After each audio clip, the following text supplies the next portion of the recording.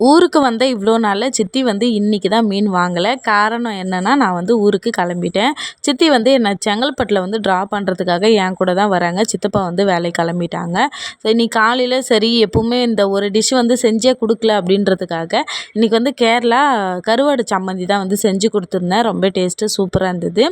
அதுக்கப்புறம் வந்து பார்த்திங்கன்னா சித்தி நானும் ஊருக்கு கிளம்பிட்டோம். இங்கேருந்து பஸ்ஸில் வந்து பார்த்திங்கன்னா காரைக்கால் வந்து ரயில்வே ஸ்டேஷன் போயிட்டு அங்கேருந்து 2 பேருமே வந்து பார்த்திங்கன்னா செங்கல்பட்டுக்கு ட்ரெயினை பிடிச்சிட்டோம்.